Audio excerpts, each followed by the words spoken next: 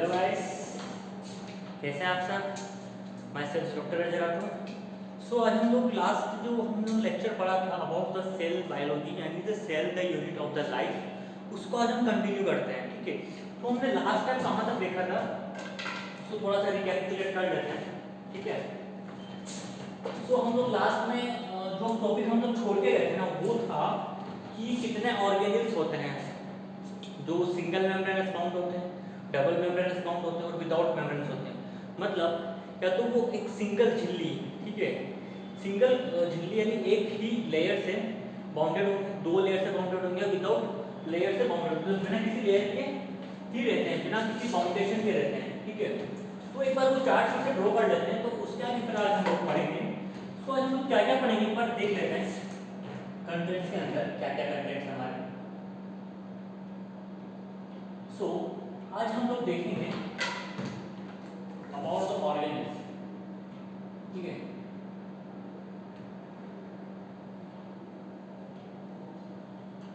Organelles according to layer cover them. मतलब इसका simple सा मतलब वही कि हम इनको फिर से क्लासिफाई करेंगे एक बार। ठीक है, उसके बाद हम लोग पढ़ेंगे सेल मेम्ब्रेन। देन हम लोग आज फिर देखेंगे सेल वॉल के बारे में। फोर्थ टॉपिक हमारा होगा that is the endo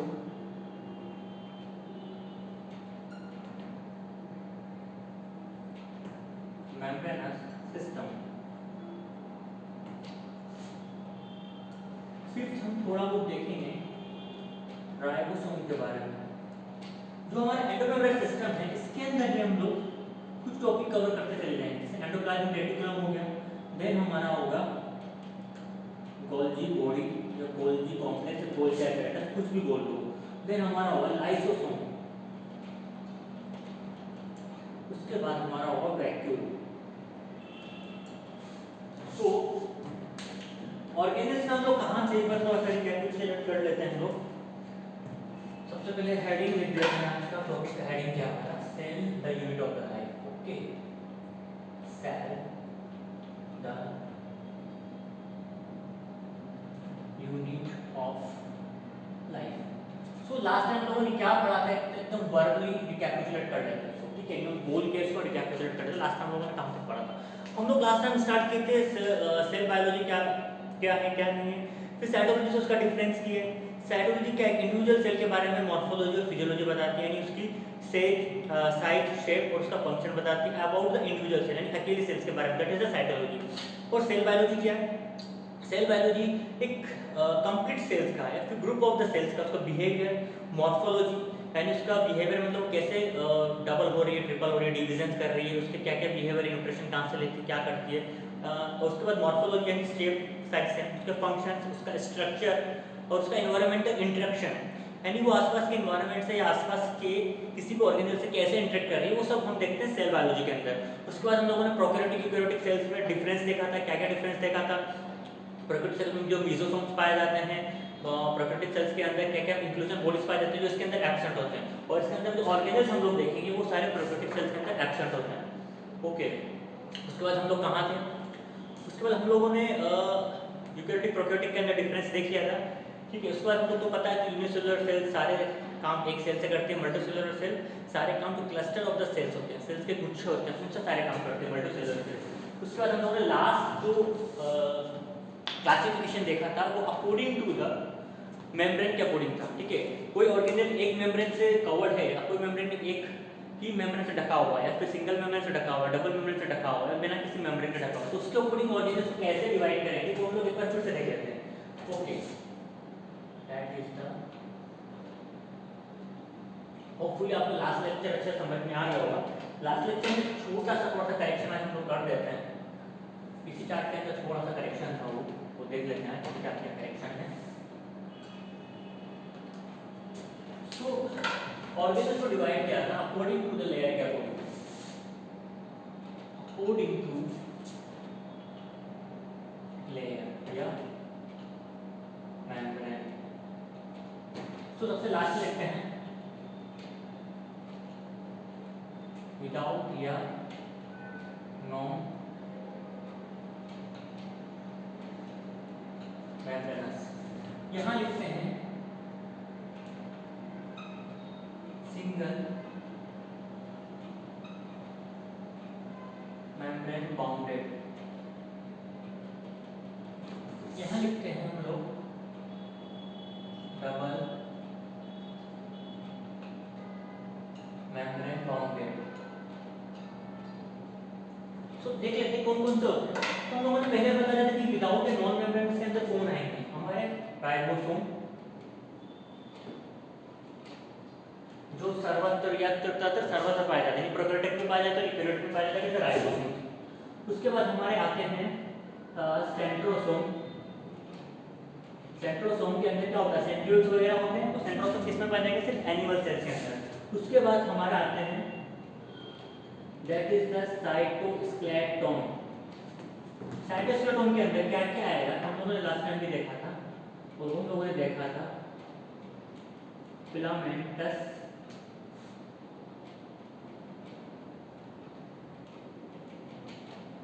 intermediate filament. ठीक है, सो फिलामेंट्स आते हैं, इंटरमीडिएट फिलामेंट्स आते हैं इसके अंदर। और एक लास्ट चीज और आती है इसके अंदर दैट इज द माइक्रोट्यूब्यूल्स। ऐसे कुछ हम लोगों ने देखा था लास्ट टाइम। ठीक है, विदाउट नॉन मेम्ब्रेनस के अंदर। डबल मेम्ब्रेनस के अंदर दो ही चीजें हैं सिर्फ। ठीक है, एक तो आता है आपका प्लास्टिड यानी कोई क्लोरोप्लास्ट भाई। उसके बाद आता है माइटोकॉन्ड्रिया। तो प्लास्टिड को हम लोग क्या बोलते हैं सिंपल लैंग्वेज में, लवक।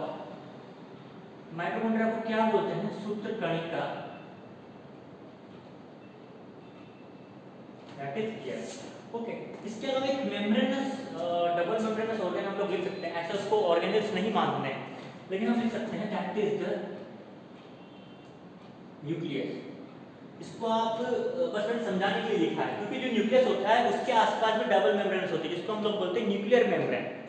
ओके, अब जब हम न्यूक्लियस पढ़ने जाएंगे तो हम इसके बारे में डिटेल स्टडी करेंगे वहां पर। सिंगल मेम्ब्रेन के अंदर बहुत सारे कुछ आते हैं, जैसे एंडोप्लाज्मिक रेटिकुलम,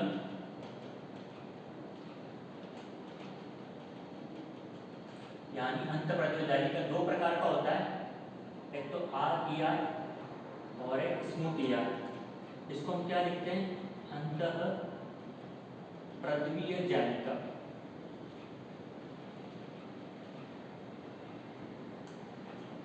और इसके सेकंड इज द लाइसोसोम, जो कि इसी का भाई है। इसके बाद आता है Golgi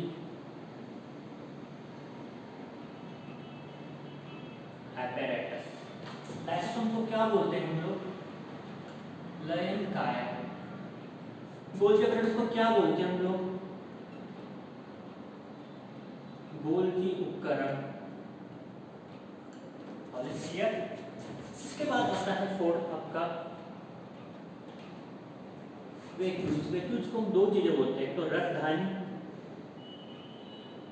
and next is the रेक्टिका। वैक्यूल्स सिर्फ और सिर्फ प्लांट सेल्स में पाए जाते हैं। ओके, डिफरेंट टाइप के वैक्यूल्स में हम लोग पढ़ेंगे, जैसे अमीबा में पाया जाता है वैक्यूल्स। ठीक है, उसका प्रोटिस्टा में पाया जाता है फूड वैक्यूल्स। हो गया। इसके बाद एक और आते हैं हमारे कुछ ऑर्गेनिज्म पर ऑक्सी।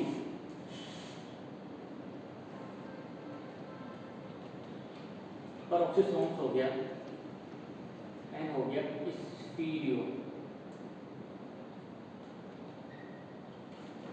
तो ये सब हम लोगों ने देख लिए थे उस दिन। एक चीज ध्यान रखना, हम लोगों ने वहां लिखा था ऑर्गेनिल विद इन ऑर्गेनिल, यानी एक ऐसा ऑर्गेनिल जो ऑर्गेनिल के अंदर भी पाया जाता है, दैट इज द राइबोसोम। हम लोगों ने प्लास्टिक माइटोकॉन्ड्रिया मेंशन किया था, वो नहीं होगा। ठीक है, तो ribosome is the organelle within organelle.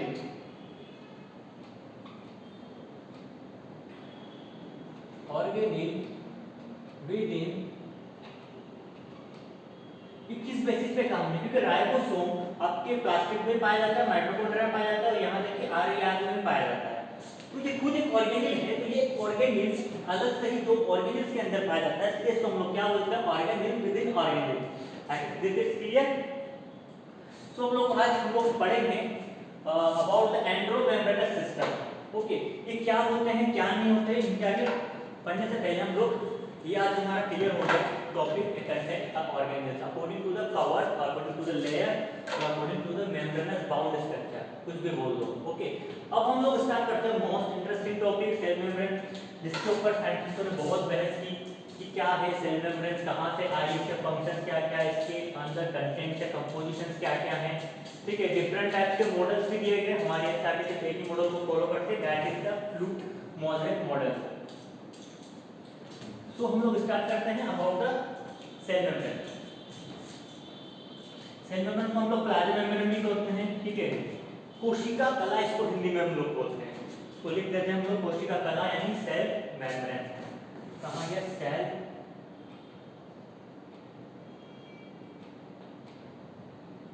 Membrane, यानी सेल से बन जाता है कोशिका और मेम्ब्रेन हो गया आपका कला। क्लियर। ओके, सेल मेम्ब्रेन को लोग प्लाज्मा मेम्ब्रेन भी बोल देते हैं, तो वो भी लिख देते हैं मेरा किसी कीचक के प्लाज्मा मेम्ब्रेन। ओके, सो सेल मेम्ब्रेन या प्लाज्मा मेम्ब्रेन के बारे में क्या बोलते हैं। देखो, जब तक क्या था कि सेल मेम्ब्रेन बहुत पतली सी झिल्ली होती है, बहुत ही सूक्ष्म, बहुत ही माइक्रोस्कोपिक होती है। जब तक इलेक्ट्रॉन माइक्रोस्कोप का खोज कंप्लीट नहीं हुआ था, खोज हो चुका था लेकिन उसके ऊपर और स्टडी चल रही थी कि कैसे इलेक्ट्रॉन माइक्रोस्कोप को और अच्छे इवेल्युएट करके हम लोग माइक्रोस्कोपिक से माइक्रोस्कोपिक चीजें देख सकें। तो 1950 के बाद माइक्रोस्कोप के प्रॉपर इनोवेशन हो चुकी थी, उसके बहुत सारे हम लोगों ने अलग डिफरेंट टाइप के माइक्रोस्कोप देख चुके थे। तो वहाँ माइक्रोस्कोप की प्रॉपर खोज के बाद सेल मेम्ब्रेन या प्लाज्मा मेम्ब्रेन को देखा गया, तो उसमें सबसे पहले जिसकी स्टडी की गई थी ना वो ह्यूमन आरबीसी थी। तो ह्यूमन आरबीसी के हम लोग क्या देखते हैं, that is the cell membrane of human RBC को क्या बोलते हैं आपको बताया गया है लिविंग टिश्यू के अंदर, दैट इज द इरिथ्रोसाइट। और इरिथ्रोसाइट्स कैसी होती है भाई, इरिथ्रोसाइट्स होती है विदाउट न्यूक्लियस, इनमें कोई न्यूक्लियस नहीं होता, that's why they are the biconcave. कैसी होती है, उभयउत्तल टाइप की होती है, without, because without any nucleus they look like as a biconcave, उभयउत्तल दिखती है क्योंकि इनमें कोई न्यूक्लियस नहीं होता। तो cell membrane of the human RBC हम लोगों ने स्टडी की, जैसे ही माइक्रोस्कोप पर खोज कंप्लीट हो गई अच्छे से, उसके बाद हम लोगों ने cell membrane of human RBC को देखा है, इरिथ्रोसाइट को देखा। तो वहां क्या देखा है हम लोगों ने, तो उसमें हम लोगों को देखा गया कि ह्यूमन आरबीसी है, ये जो ह्यूमन आरबीसी सेल मेम्ब्रेन है that is composed of lipid and the proteins। ये बनी होती है लिपिड और प्रोटीन्स की। Okay, that is clear. अब ये प्रोटीन भी होते हैं और लिपिड्स भी होते हैं, लेकिन आगे जाके वो देखा गया कि जो लिपिड होता है ना वो क्या होता है, वो लिपिड आपका होता है फॉस्फोलिपिड। कैसा होता है, फॉस्फोलिपिड, दैट इज क्लियर। वो आपका होता है फॉस्फोलिपिड, और ये जो फॉस्फोलिपिड होता है ना ये होता है आपका बायलेयर। अब ये बायलेयर क्या सिस्टम है, बायलेयर सिस्टम ये है कि इसके दो लेयर होंगे, एक तो आपका हाइड्रोफोबिक पार्ट होगा and other is the hydrophilic part. जो आपका हाइड्रोफिलिक पार्ट होगा ना वो आपका हेड होगा, दैट इज, इसको हम ऐसे ले सकते हैं कि पोलर हेड है, ये पोलर हेड है, और ये क्या है, नॉन पोलर टेल यानी पूंछ। तो हाइड्रोफोबिक हाइड्रोफिलिक होते क्या है, हाइड्रोफोबिक को हम लोग बोलते हैं द्रव विरोधी और हाइड्रोफिलिक को हम लोग बोलते हैं द्रव स्नेही। तो इसको हम लोग बोलते हैं द्रव विरोधी। जैसे ही नाम से पता लग रहा है कि द्रव विरोधी, यानी ये किसी भी फ्लूइड का विरोध करेगा, उसका ये उसका अपोनेंट होगा, ठीक है, उसको अपोज करेगा। हाइड्रोफोबिक क्या होता है? द्रव स्नेही। स्नेही मतलब अफेक्शन, यानी उससे लगाव रखेगा, द्रव स्नेही, ठीक है। तो हाइड्रोफोबिक वाले क्या होते हैं ना कि ये फ्लूइड से दूर भगते हैं। अब ये तो एक स्टेबल स्ट्रक्चर है, ठीक है, फ्लूइड तो कंटिन्यूसली मूव करता रहता है, मोबाइल स्ट्रक्चर है, तो फ्लूइड इनसे दूर भगेगा, ठीक है। तो हाइड्रोफिलिक क्या होते हैं, या फिर बोल सकते हैं कि ये द्रव को या फ्लूइड को अपने से दूर भगाते हैं। या हाइड्रोफिलिक क्या होता है, ये द्रव के पास आते हैं या पानी के पास आता है, फ्लूइड के पास आता है, ठीक है। सो अब प्रोटीन्स भी क्या है कि आगे जाके डिवाइड हो दो पार्ट में। प्रोटीन्स आपके कौन कौन से होते हैं? एक तो इंटीग्रल प्रोटीन होता है आपका, ठीक है, और एक पार्शियली प्रोटीन होता है, तो इसको हम लोग थोड़ी देर में पढ़ेंगे, यहाँ मेंशन करने के लिए देखेंगे। सो हम पहले लिपिड पे देख लेते हैं। बाइलर होता है हाइड्रोफोबिक पार्ट और नॉन पोलर पार्ट, या हाइड्रोफिलिक पार्ट और पोलर हेड। तो हम लोगों ने क्या क्या देखा देखो अब तक बच्चों, हम लोगों ने देखा कि cell membrane of the human RBC composed of the lipid and proteins. Lipid कैसे होते हैं? फॉस्फोलिपिड होते हैं। फॉस्फोलिपिड में क्या होता है, ये फॉस्फोलिपिड में अरेंज होता है बायलेयर के अंदर। उस बायलेयर में भी क्या होता है कि जो लिपिड की स्ट्रक्चर होती है ना, वो उसके दो पार्ट्स होते हैं, ऐसे करके देखो, ये ऐसे करके दो पार्ट्स होंगे। अब मैं आपको बायलेयर समझा रहा हूँ, एक लेयर ऊपर की, एक लेयर नीचे की, ठीक है, दो पार्ट्स हो गए। तो दो पार्ट्स में क्या है, ये क्या hydrophobic part that is the non polar tail, तो ये टेल का स्ट्रक्चर ये दिख रही है। और hydrophilic part that is the polar head, that is polar head हो गया।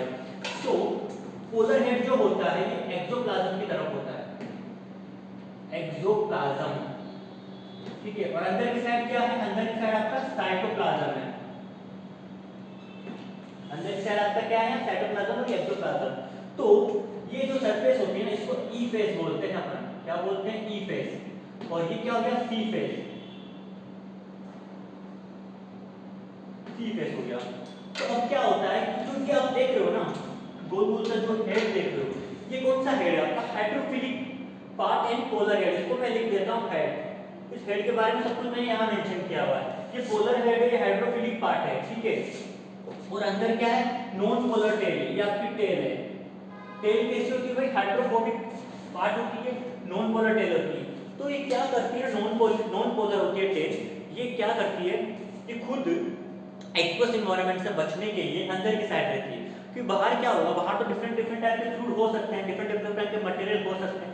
तो जो hydrophobic part in non polar tail वो अंदर की साइड रहती है और खुद को प्रोटेक्ट करती है फ्रॉम द एक्वस एनवायरनमेंट, यानी जलीय या फिर जो तरलीय एनवायरनमेंट है, तरलीय बाहर का एनवायरनमेंट है, उससे खुद को प्रोटेक्ट करती है टेल। ऐसा आपका एनसीईआरटी बोलती है। हम line to line by NCERT को फॉलो करके कुछ एडिशनल इंफॉर्मेशन हल्का सा हम लोग दे देंगे। ओके, तो हम लोगों ने देख लिया प्रोटीन्स में क्या होता है, दो टाइप के होते हैं, तो देखते हैं। साथ में क्या होता है कि लिपिड के अंदर एक चीज और होती है, और वो होता है आपका कोलेस्ट्रॉल। अब कोलेस्ट्रॉल भी होता है, तो उसका क्या फंक्शन है कोलेस्ट्रॉल का? कोलेस्ट्रॉल का फंक्शन आपके एनसीईआरटी बोलती नहीं है, पर हम बता देते हैं। कोलेस्ट्रॉल का फंक्शन होता है मेंटेन द स्ट्रक्चरल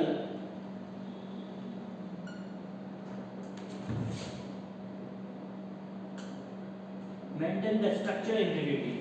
ये क्या करती है? मेंटेन करती है स्ट्रक्चरल इंटीग्रिटी, साथ में fluidity, nature of cell membrane. अब ये फ्लूइडिटी नेचर क्या होती है मेम्ब्रेन की, हम थोड़ी सी देर में बस पढ़ेंगे। जब हम लोग स्टार्ट कर देंगे सेंगर-निकोल्सन का 1952 में फ्लूइड मोज़ेक मॉडल दिया था। 1952 में सेंगर-निकोल्सन का जो प्लाज्मा मेम्ब्रेन का फ्लूइड मोज़ेक मॉडल, उसमें हम लोग देखते हैं फ्लूइडिटी नेचर क्या होती है। So this is clear.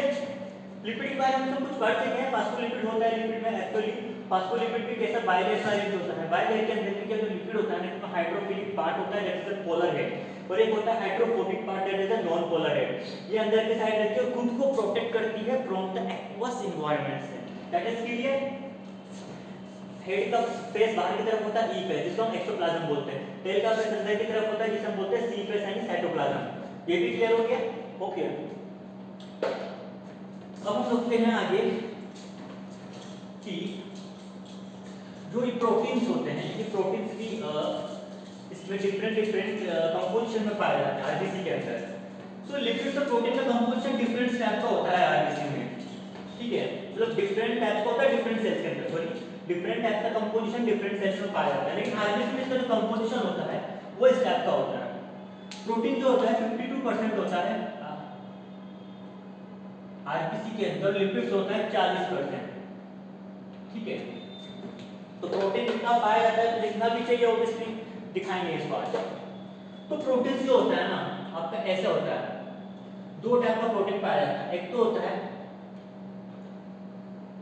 Peripheral protein, okay, and दूसरा होता है इंटीग्रल प्रोटीन। जो पेरिफेरल प्रोटीन मतलब नाम से पता लग रहा है पेरिफेरल यानी बाहर की साइड पाया जाएगा, ठीक है। इंटीग्रल मतलब आंतरिक, अंदर की तरफ पाया जाएगा, ठीक है। पेरिफेरल बाहर की और इंटीग्रल मतलब आंतरिक। तो पेरिफेरल प्रोटीन बाहर की तरफ होता है, ये क्या होता है लूजली अटैच होता है। तो अगर मैं आपको बताया देता हूं बहुत देर होगी, क्यूरियोसिटी बढ़ रही होगी कि cell structure and sorry structure of the cell membrane होता क्या है। क्यूरियोसिटी को खत्म करते हैं और बना देते हैं हम लोग फ्लूइड मोज़ेक मॉडल।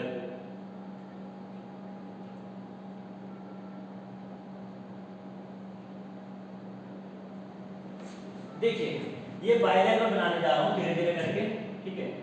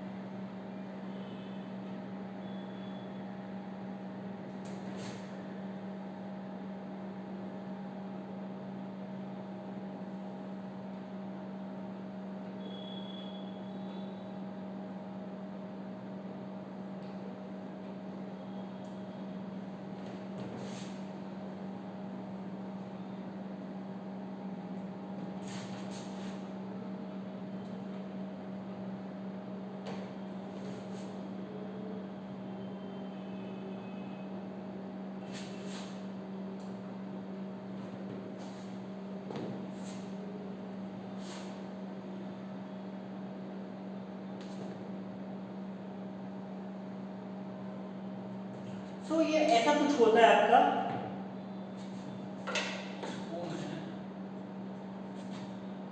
प्रोडक्ट्स को हमको दिखाओ करते हैं अलग ही कलर से शो करते हैं, हाँ तो पता लग जाए प्रोटीन है, दैट इज क्लियर।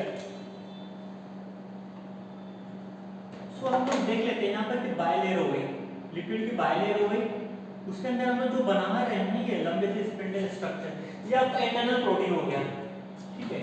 तो ये हो गया आपका internal protein, that is clear.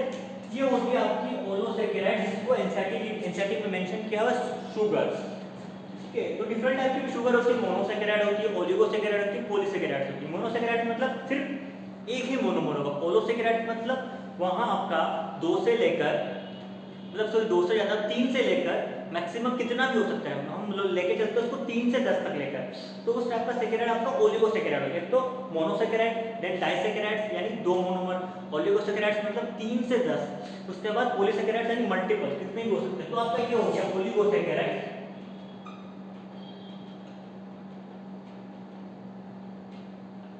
Oligosaccharide जिसको हम लोग बोलते हैं शुगर, दैट इज क्लियर। ये हो गया ओलिगोसेकेराइड ऊपर की साइड, ये आपका हो गया already.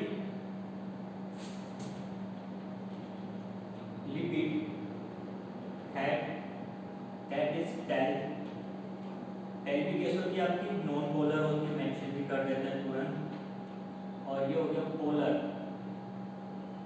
Lipid head and this non polar tail.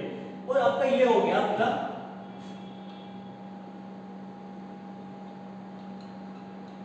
Peripheral protein, that is clear.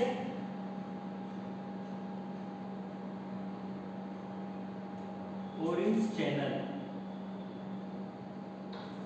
Okay.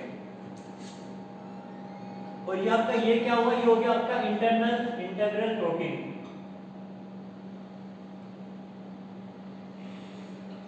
हो गया आपका इंटीग्रल प्रोटीन। तो ये आपका इंटीग्रल प्रोटीन हो गया। यहाँ पर कुछ कोरियन चैनल होते हैं जिसकी वजह से क्या होता है, कुछ मॉलिक्यूल्स आयन इजीली यहाँ से ट्रांसपोर्ट हो जाते हैं। वैसे ट्रांसपोर्ट को हम लोग बाद में बोलेंगे, पैसेंजर ट्रांसपोर्ट, जहाँ कुछ कोरियन चैनल हेल्प करते हैं, ठीक है।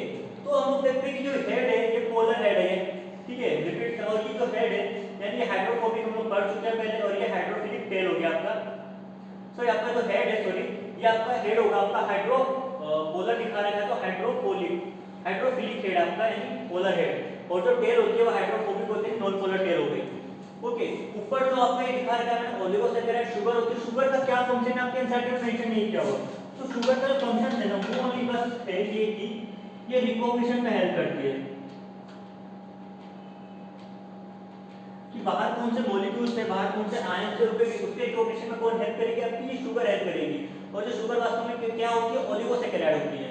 और आपका ये हो गया ये पेरिफेरल प्रोटीन हो गया जो लूजली एसोसिएटेड होता है सेल मेम्ब्रेन से, ये अलग भी हो जाता है बाद में, ठीक है। ये आपका मैंने दिखा दिया इंटरनल प्रोटीन होता है, अंदर की साइड होता है। तो पेरिफेरल प्रोटीन आपके ये है, पेरिफेरल प्रोटीन लूजली अटैच होते हैं, और ये भी इंटरनल प्रोटीन है।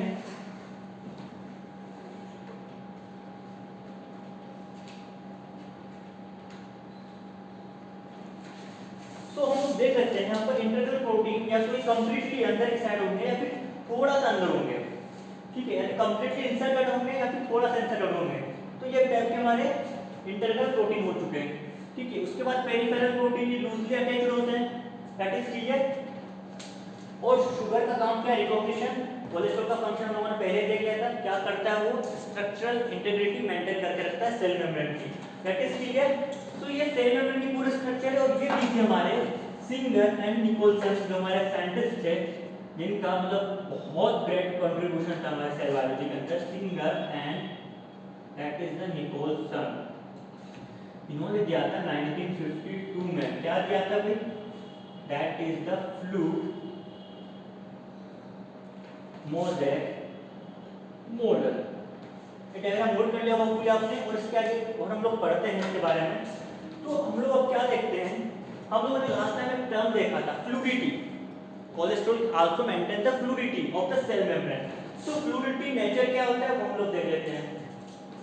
एक्चुअली लिक्विड में एक टाइप का बोल सकते हैं हम लोग कैरेक्टरिस्टिक फीचर पाया जाता है, इसको हम लोग बोलते हैं quasi nature, quasi fluid nature पाया जाता है। तो क्वासी फ्लूइड क्या होता है, एनसीईआरटी में ये टर्म दी हुई है, बहुत से बच्चे कंफ्यूज होते हैं क्वासी फ्लूइड क्या होता है।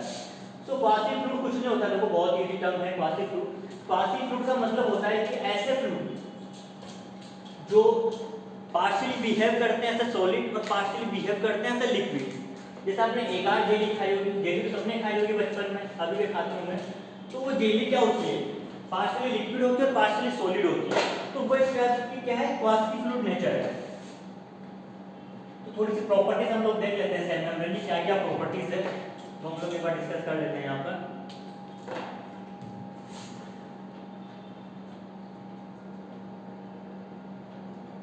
प्रॉपर्टीज क्या क्या है, प्रॉपर्टीज इसकी ये है, जो लिक्विड है ना वो लिक्विड कैसा होता है आपका, क्वासी फ्लूइड नेचर पाया जाता है इसके अंदर, क्वासी फ्लूइड नेचर पाया जाता है। और लिक्विड किसका पार्ट है, हमारा सेल मेम्ब्रेन का पार्ट है। तो क्वासी फ्लूइड नेचर क्या होता है भाई, ये होता है partly behaves partly as liquid and behaves partly as fluid, that is clear। behave partly as a liquid and behave partly as a fluid, यानी वो थोड़ा सा लिक्विड की तरह भी बिहेव करेगा और थोड़ा सा फ्लूइड की तरह भी बिहेव करेगा। तो इस क्वासी फ्लूइड नेचर की वजह से क्या होता है, जो हमारी सेल मेम्ब्रेन होती है ना उसके अंदर एक नेचर पाया जाता है। वो नेचर कैसे हम लोग पहले भी देख चुके हैं, दैट इज द फ्लूइडिटी का नेचर पाया जाता है। और ये फ्लूइडिटी क्या काम आती है भाई साहब, ठीक है, एक और देखते हैं। क्वासी फ्लूइड नेचर की वजह से, क्वासी फ्लूइड नेचर की वजह से जो लिक्विड होते हैं ना वो अंदर ये जो बाइल है इसके अंदर कंप्लीटली मूव करता रहता है, मूवमेंट होता रहता है लिक्विड का। इसकी वजह से क्वासी फ्लूइड नेचर की वजह से इस लिक्विड का मूवमेंट होता है।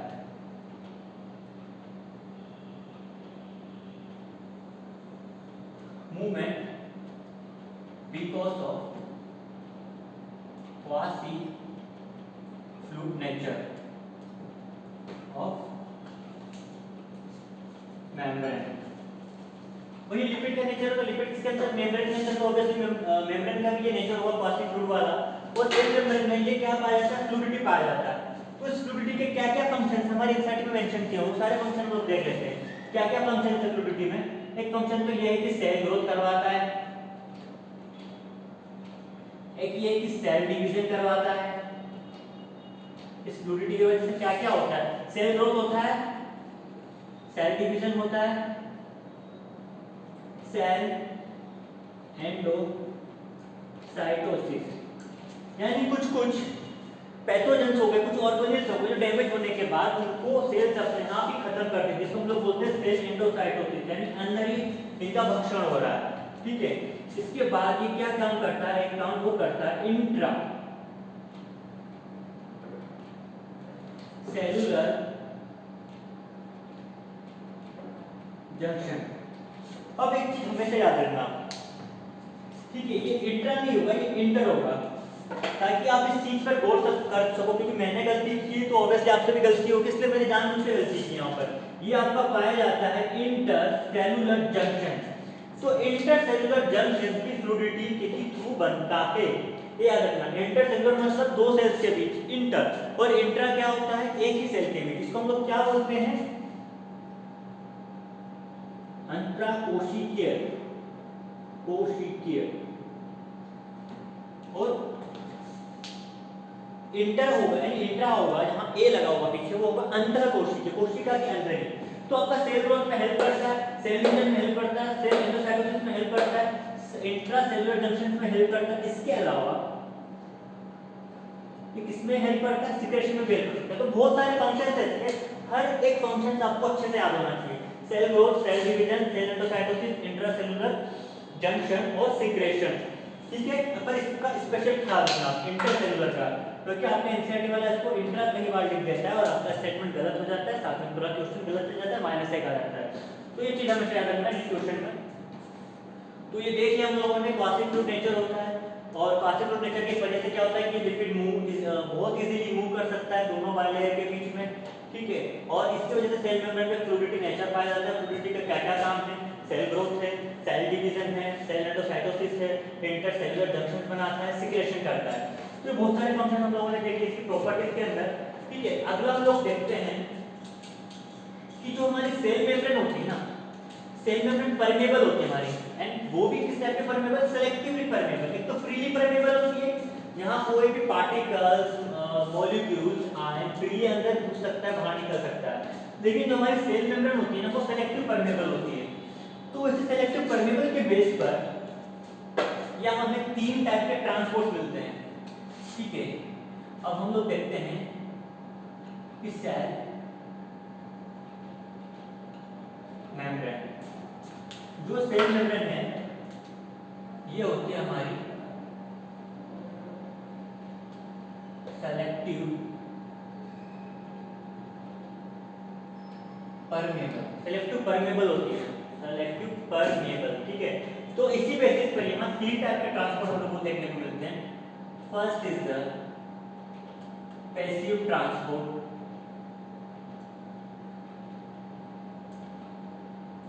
Second is the active transport, and third is the facilitated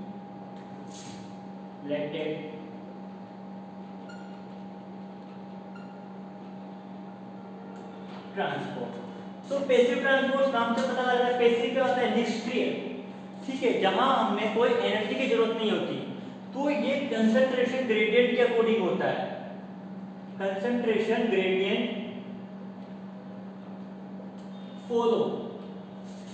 तो पैसिव ट्रांसपोर्ट में क्या होता है बच्चों, पैसिव ट्रांसपोर्ट में कंसंट्रेशन ग्रेडियंट को फॉलो करता है। मतलब इसमें क्या होगा ना, इसमें कोई भी आयन, मॉलिक्यूल्स या पार्टिकल्स, वो क्या करेगा, कंसंट्रेशन ग्रेडियंट को फॉलो करेगा। मानिए अपनी हाई कंसंट्रेशन से कहां जाएगा, लो कंसंट्रेशन की तरफ जाएगा। तो ये क्या हो गया, टाइप का कंसंट्रेशन ग्रेडियंट फॉलो, तो ये टाइप का पैसिव ट्रांसपोर्ट हो गया। ठीक है, इसमें एक चीज हम लोग लिख देते हैं कि सिंपल डिफ्यूजन भी यही होता है, सिंपल डिफ्यूजन भी सेम ऐसा ही होता है।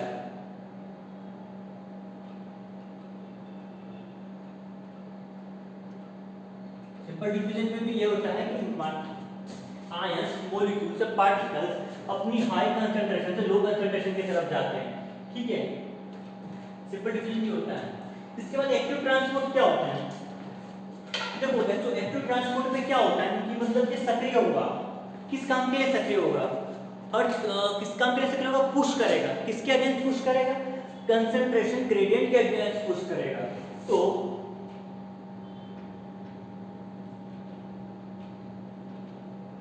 अगेन कंसंट्रेशन ग्रेडियंट, तो ये क्या होता है? Active transport against the concentration gradient होता है। मतलब यहां क्या होगा, लो कंसंट्रेशन से हाई कंसंट्रेशन की ओर। अब किसी आयन मॉलिक्यूल की लो कंसंट्रेशन और ऊपर हाई कंसंट्रेशन है, अब मैं इसको ऊपर ले जाना चाह रहा हूं, लो से एकदम हाई की तरफ ले जाना चाह रहा हूं, तो मुझे क्या करना पड़ेगा? प्रेशर देना पड़ेगा, पुश करना पड़ेगा। तो जो प्रेशर ये पुश है, ये क्या एक तरह से एनर्जी है। तो इस एक्टिव ट्रांसपोर्ट में क्या होगा कि एनर्जी कंज्यूम होगी या एनर्जी रिक्वायर्ड होगी, और ये एनर्जी किस फॉर्म में होती है? एनर्जी आपकी एटीपी होती है, एडिनोसिन ट्राइफॉस्फेट। ये एनर्जी किस फॉर्म में होती है? एडिनोसिन ट्राइफॉस्फेट एटीपी फॉर्म में होती है, जो कि एक न्यूक्लियोटाइड है, बायोमोलिक्यूल्स हम लोगों ने पढ़ा था, ठीक है। Adenosine, adenucleic acid, that is clear. तो एडिनोसिन ट्राइफॉस्फेट के रूप में होती है ये एटीपी, ठीक है। तो लो कंसंट्रेशन से हाई कंसंट्रेशन जाता है अगेंस्ट द कंसंट्रेशन ग्रेडियंट। एक चीज और ध्यान रखना कि जो हमारा वाटर होता है उसमें क्या होता है? ऑस्मोसिस होता है। तो वहां भी क्या होता है कि हाई कंसंट्रेशन से लो कंसंट्रेशन की तरफ जाता है वो, तो ऑस्मोसिस भी एक तरह से, ऑस्मोसिस भी एक तरह से क्या है? कंसंट्रेशन ग्रेडियंट को फॉलो कर रहा है, that is clear. Concentration gradient को फॉलो करता है ऑस्मोसिस भी, okay. Active transport against the concentration और फैसिलिटेटेड ट्रांसपोर्ट। अब ये क्या वाला है भाई? फैसिलिटेटेड ट्रांसपोर्ट, कि फैसिलिटेट कर रहे हैं हम हेल्प कर रहे हैं आपकी, ठीक है। तो फैसिलिटेटेड ट्रांसपोर्ट में क्या होता है? कुछ आयन चैनल्स होते हैं, कुछ चैनल्स होते हैं, चैनल्स प्रोटीन होते हैं, कुछ चैनल प्रोटीन्स होते हैं, ये हेल्प करते हैं आपके ट्रांसपोर्ट में। कुछ आयन या मॉलिक्यूल्स होते हैं, ठीक है, उनकी हेल्प के लिए कुछ चैनल प्रोटीन्स होते हैं जिनको आयन चैनल प्रोटीन बोलते हैं। इसका एग्जांपल है आपका सोडियम पोटेशियम पंप। हम लोगों ने थोड़ी देर पहले फ्लूइड मॉलिक्यूल मॉडल में क्या देखा था? एक इंटरवल प्रोटीन था, वहां बीच में थोड़ा सा स्पेस था, वहां हम लोगों ने लिखा था पोरिन चैनल। तो पोरिन चैनल भी होते हैं, सोडियम पोटेशियम पंप भी होते हैं, जो क्या करते हैं? कुछ आयन से मॉलिक्यूल्स का ट्रांसपोर्ट फैसिलिटेट करते हैं, ठीक है, उनका परिवहन या ट्रांसपोर्ट इजी बनाते हैं, इसके द्वारा आयन चैनल प्रोटीन्स के द्वारा, ठीक है। तो ये ट्रांसपोर्ट, ऐसा ट्रांसपोर्ट जो आयन चैनल प्रोटीन्स के द्वारा या पोरिन्स के द्वारा होता है, उसको हम लोग बोलते हैं फैसिलिटेटेड ट्रांसपोर्ट। एग्जांपल है sodium potassium pump, that is clear. तो हमारा सेल मेम्ब्रेन इतना ही था, इसको ध्यान रखने वाली बात है। फुल मॉडल सेंगर निकोलसन ने दिया था स्टडी, हम लोगों ने किस पे किया था? जो डायग्राम किया हुआ फुल मॉडल था वो आपका आरबीसी एरिथ्रोसाइट की सेल मेम्ब्रेन है, ठीक है। तीनों टाइप के ट्रांसपोर्ट याद रखना है, पैसिव, एक्टिव, फैसिलिटेटेड ट्रांसपोर्ट। एक ऑस्मोसिस होता है जो कंसंट्रेशन ग्रेडियंट को फॉलो करता है, और कौन फॉलो करता है? पैसिव ट्रांसपोर्ट यानी निष्क्रिय परिवहन, और उसके साथ में सिंपल डिफ्यूजन भी कंसंट्रेशन ग्रेडियंट को फॉलो करती है from high concentration to low concentration. Active transport against the concentration gradient होता है from low concentration to the high concentration. Energy required होती है किस फॉर्म में होती है? एटीपी। एटीपी की फुल फॉर्म क्या है? Adenosine triphosphate, that is clear. Facilitated transport, इसमें आयन चैनल प्रोटीन्स हेल्प करते हैं ट्रांसपोर्ट में, और ये एग्जांपल है सोडियम पोटेशियम पंप। एक सोडियम पोटेशियम पंप होता है जो इधर के मॉलिक्यूल से आयन को दूसरी साइड ले जाता है, यानी सेल के अंदर ले जाता है, दैट इज क्लियर। अब इसके आगे हम लोग देखते हैं सेल वॉल के बारे में। सेल मेम्ब्रेन हम लोगों ने क्लियर कर लिया, अच्छे से पढ़ लिया। फुल मॉडल के बारे में क्या होता है, क्या नहीं होता, डायग्राम हम लोगों ने देख लिया। डिफरेंट टाइप के प्रोटीन, डिफरेंट टाइप की बाइल लेयर्स होती है, वो हम लोगों ने क्लियर कर ली, क्या है क्या नहीं। That is now cell wall. देखो बच्चों, सेल वॉल के बारे में हम लोग पढ़ते हैं ना, तो हम लोग को इतना याद आता है कि सेल वॉल्स डिफरेंट टाइप्स के ऑर्गेनिज्म में पाई जाती थी। प्रोकैरियोट्स में पाई जाती थी, फंजाई में पाई जाती थी, प्रोटिस्टा में पाई जाती थी, प्लांट में पाई जाती थी, एनिमल्स में भी पाई जाती थी। किसमें? एनिमल्स में तो ऑर्थोपोडा वाला आपका फाइलम है इंसेक्ट वाला, वहाँ काइटिन की सेल वॉल्स पाई जाती है, उसका एक्सोस्केलेटन वो काइटिन का बना होता है, तो हम लिख देते हैं यहाँ पर सेल वॉल। देखिए देखो बच्चों, सेल वॉल की खोज तो आपको पता है किसने की थी, रोकोटुक ने सेल वॉल को खोज किया था, ठीक है, वो डेढ़ सेल थी। तो जो सेल वॉल्स होती है वास्तव में कैसी होती है, डेढ़ होती है, डेढ़ होती है, और ये कैसी होती है, ये होती है परमेबल होती है। कुछ टर्म आपको हमेशा याद रखना है कि सेल मेम्ब्रेन जो होती है सेलेक्टिव परमेबल होती है, सेल वॉल परमेबल होती है, उसके आगे हम वैक्यूल्स पढ़ेंगे, वो होती है फ्रीली परमेबल। तो ये डेढ़ होती है, परमेबल होती है। तो सेल वॉल्स का जो कार्य है, फंक्शन, वो क्या है भाई, एक तो ये शेप प्रोवाइड करता है, शेप देता है किसको, सेल को शेप देता है। दूसरा क्या करता है, प्रोटेक्शन देता है। फर्स्ट फंक्शन इसका यही कि शेप देना, ठीक है, किसी भी सेल को, सेल वॉल, ठीक है, और दूसरा काम क्या है, प्रोटेक्शन देना। प्रोटेक्शन किससे, from chemical and mechanical stress, ये हम लोगों ने पहले भी देखा था, from chemical and mechanical stress से ये प्रोटेक्शन देता है। ऑल्सो इन्फेक्शन से भी बचाता है ये, ठीक है, इन्फेक्शन से भी बचाता है cell wall, that is clear. अब देखते हैं फ्रेंड्स ऑर्गेनिज्म किस प्रकार की सेल वॉल होती है। पहला आता है बैक्टीरिया, जैसे बैक्टीरिया नाम लो, आप दिमाग में किस चीज करना चाहिए, that is a prokaryote, simple से थिंग। बैक्टीरिया की जो सेल वॉल होती है वो बनी होती है आपकी पेप्टाइडो ग्लाइकेन से बनी होती है। बैक्टीरिया की सेल्स पेप्टाइडो ग्लाइकेन की बनी होती है, जिसको हम म्यूरिन भी बोलते हैं। पहले आपको बहुत बार बता चुका हूं, जिसको म्यूरिन भी बोलते हैं, पेप्टाइडो ग्लाइकेन को म्यूरिन भी बोलते हैं, दैट इज क्लियर। उसके बाद अब आते हैं हमारे फंजाई। तो फंजाई होते हैं, तो फंजाई की सेल वॉल होते हैं, ये मेरी बनी होती है आपकी काइटिन की बनी होती है, ठीक है, लेकिन इसमें बहुत सारे पॉलीसैकेराइड्स पाए जाते हैं। इस पॉलीसैकेराइड्स का एक पार्ट है आपका काइटिन, पॉलीसैकेराइड्स की बनी होती है। इसके अंदर आपका काइटिन आता है, ग्लाइकोप्रोटीन आता है, दैट इज क्लियर। तो फंजाई की बनी होती पॉलीसैकेराइड काइटिन यानी ग्लाइकोप्रोटीन से बनी होती है, दैट इज क्लियर। उसके बाद प्लांट की जो सेल वॉल होती है भाई, सबसे लास्ट में प्लांट, पर हम लोग प्लांट में हैं, लेकिन सबसे लास्ट में सेल वॉल आ रही है प्लांट की। ऐसा क्यों, क्योंकि हम लोग इसको देख रहे हैं ऐसे इवोल्यूशन के अकॉर्डिंग, बैक्टीरिया से फंजाई, फंजाई से प्लांट का इवोल्यूशन कैसे होगा। तो इसकी बनी होती है हमारी सेलुलोज, एंड ये सेलुलोज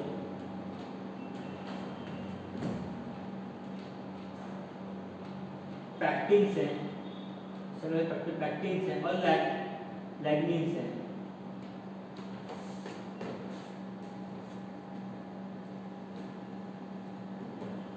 सेलुलोज, हेमिसेलुलोज, पैक्टिन और लैग्निन से बनी होती है, लैग्निन से बनी होती है, ठीक है, दैट इज क्लियर। प्लांट की सेल वॉल किससे बनी होती है, सेलुलोज, हेमिसेलुलोज, पैक्टिन और लैग्निन से बनी होती है, ओके, ये क्लियर हो गया। और इसके बाद एल्गी भी एक आता है, जिसको हम लोग कहीं इनके बीच में मेंशन करना चाहिए था, कोई दिक्कत नहीं, ऐसे लाइन करके यहां मेंशन करो एल्गी। एल्गी क्या होती है, प्लांट के बहुत क्लोज ही होते हैं एल्गी, ये ऑर्गेनिज्म। तो इनकी जो सेल वॉल्स बनी होती है ना, ये भी कैसी होती है, सेलुलोजिक सेल वॉल होती है, पर इनमें कुछ कंपोनेंट्स अलग होते हैं, जैसे ग्लैक्टोन्स,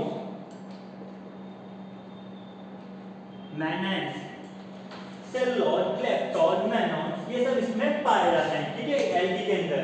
तो सेल वॉल्स हम लोगों ने देख लिया, डेढ़ होती है, परमेबल होती है, फंक्शंस क्या होते हैं, शेप को मेंटेन रखना ऑफ द सेल, प्रोटेक्शन, सुरक्षा प्रदान करती है from the chemical and mechanical stress से, फ्रॉम द इन्फेक्शन से। बैक्टीरिया की सेल वॉल पेप्टाइडो ग्लाइकोन म्यूरिन से बनी होती है। फंजाई की सेल वॉल पॉलीसैकेराइड टाइप की होती है, इसके अंदर काइटिन, ग्लाइकोप्रोटीन्स आते हैं। प्लांट की सेल वॉल होती है सेलुलोजिक टाइप होती है, हेमिसेलुलोज होते हैं, उसके अंदर पैक्टिन होता है और लैग्निन होता है। एल्गी की सेल वॉल सेलुलोजिक होती है, ग्लाइकेन्स होता है, मैग्नेन्स होता है उसके अंदर। तो ये आपका सेल वॉल कंप्लीट होता है, ठीक है। इसके बाद सेल वॉल के अंदर हम लोग क्या देखते हैं, सेल वॉल कंप्लीट हुआ, उसके बाद एंडोमेम्ब्रेनस सिस्टम आते हैं। एंडोमेम्ब्रेनस सिस्टम्स क्या होते हैं बच्चों, देखो एंडोमेम्ब्रेनस सिस्टम ऐसे होते हैं कि जो कुछ ऑर्गेनेल्स होते हैं ना, उनके फंक्शंस और स्ट्रक्चर बहुत सिमिलर होते हैं। स्ट्रक्चर को हम थोड़ा सा अलग करके फंक्शन की बात करें तो उनके फंक्शन एक दूसरे से बहुत सिमिलर होते हैं या फिर दूसरे के ऊपर इंटरडिपेंडेंट होते हैं, मतलब एक का फंक्शन दूसरे के ऊपर डिपेंड है, ठीक है, या फिर हम लोग बोल सकते हैं कि उनके फंक्शन एक दूसरे से काफी ज्यादा सिमिलर होते हैं। तो let's start about the endo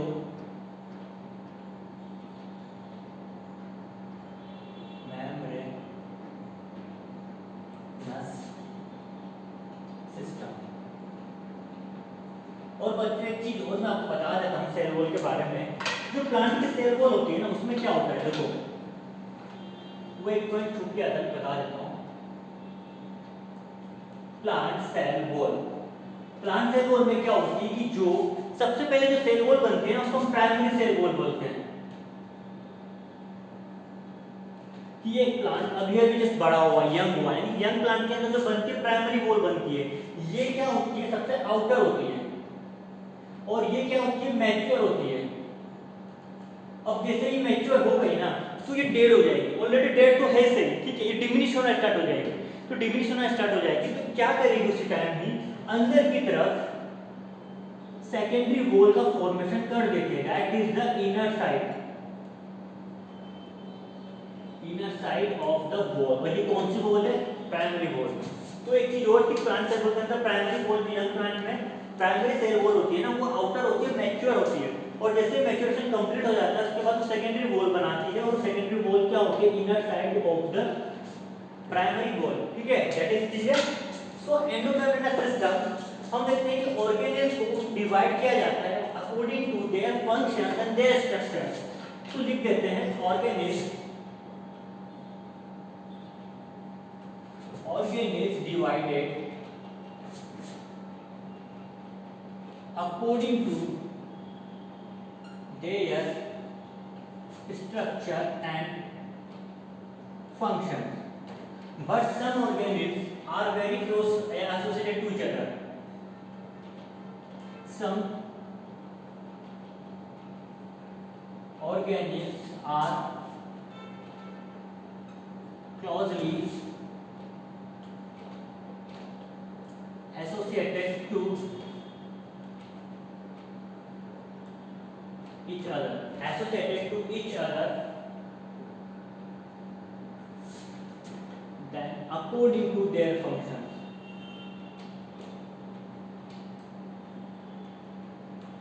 तो कौन सा ऑर्गेनिल्स हैं जो क्लोजली एसोसिएटेड होते हैं to each other according to their functions? कौन सा ऑर्गेनिल्स है भाई? एंडोप्लाज्मिक रेटिकुलम यानी अंतःप्रज्वल जालिका, गोल्जी बॉडी यानी गोल्जी apparatus, लाइसोसोम नयन का, वैक्यूल्स यानी रेटिकल या फिर हम क्या बोलते हैं, राजधानी बोलते हैं। तो इसके अंदर चार ऑर्गेनिल्स आते हैं हमारे ER, Golgi apparatus, lysosome and next is the vacuole. Okay, तो ये चारों को अच्छे से पढ़ लेना, अच्छे से याद रखना है कि एंडोमेम्ब्रेनस सिस्टम के अंदर चारों ही आते हैं। क्वेश्चन में बहुत बार लोग गलत करके आ चुके हैं इसको, इसमें साथ में ऑप्शंस में दे दिया जाता है कि how many organelles are called the endomembranous system, साथ में इसमें यहाँ ऐड कर दिया जाता है plasmid, mitochondria, ribosome, plastid, mitochondria and ribosome. 2024 या फिर 24 के अंदर ऑब्वियसली ये क्वेश्चन आ सकता है आगे जाके कि how many organelles are composed of the endomembranous system, 1 2 3 4 5 6 7, how many? Option ऐसा आएगा 2,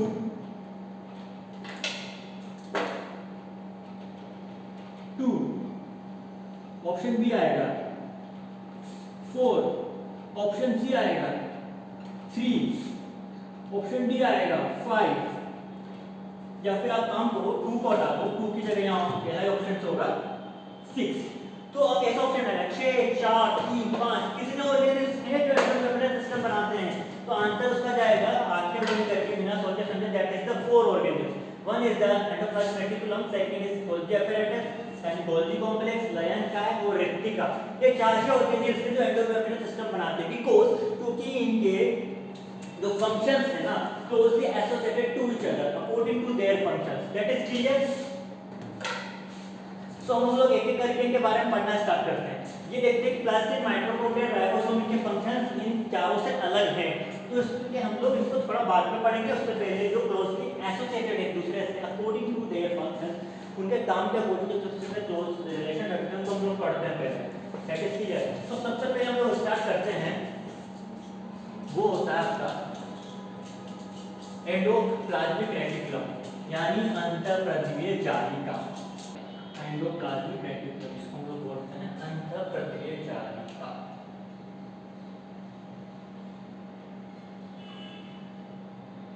एंडोप्लाज्मिक रेटिकुलम, ओके, यानी अंतःप्रद्रवीय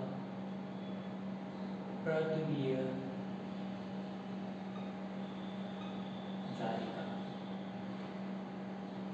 तो जैसे जालिका नाम पता लग रहा है, रेटिकुलम पता लग रहा है, रेटिकुलम एंडोप्लाज्मिक यानी प्लाज्मा के अंदर, प्लाज्मा मतलब प्लाज्मिक यानी प्लाज्मा मेम्ब्रेन के अंदर, एंडो अंदर की साइड, रेटिकुलम जालीनुमा, तो बहुत कुछ इसका नाम हम लोगों को बता देता है। तो ये क्या होते हैं एंडोप्लाज्मिक रेटिकुलम, इलेक्ट्रॉन माइक्रोस्कोप में इनकी स्टडी हुई तो देखा गया कि टिनी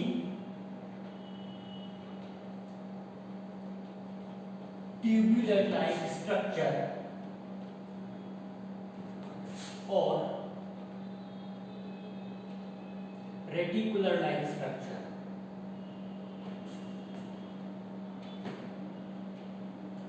अंडर द माइक्रोस्कोप, ये रिवील किया गया जब माइक्रोस्कोप के अंदर स्टडी की गई तो टिनी ट्यूबुलर लाइक स्ट्रक्चर और reticular like structure under the microscope देखा गया। ये क्या होते हैं, क्लोजली एसोसिएटेड होते हैं, जिससे क्लोजली एसोसिएटेड, अब यहाँ एसोसिएटेड मतलब होता है क्लोजली जुड़े रहते हैं विद न्यूक्लियस के साथ, दैट इज क्लियर। और जो एंडोप्लाज्मिक रेटिकुलम होना है, ये क्या करते हैं कि जो अंदर का कंपार्टमेंट है साइटोप्लाज्मिक कंपार्टमेंट, उसको दो पार्ट्स में डिवाइड करते हैं, ठीक है, ER divides the cytoplasmic compartment,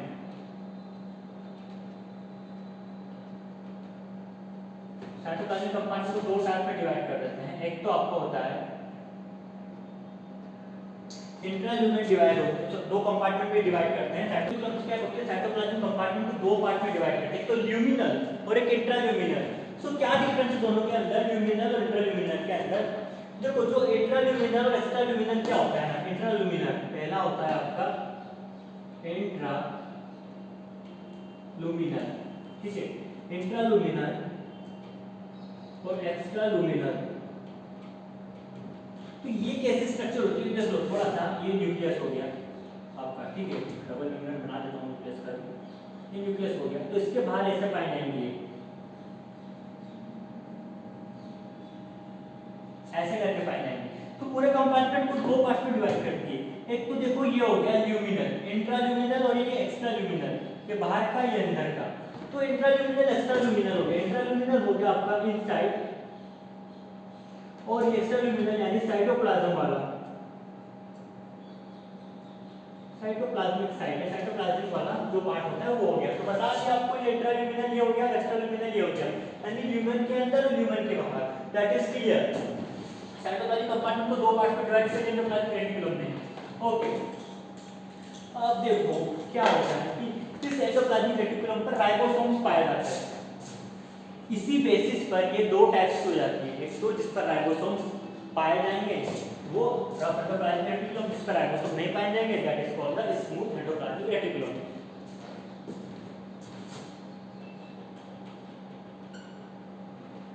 to types according to bearing ribosome, okay, that is clear।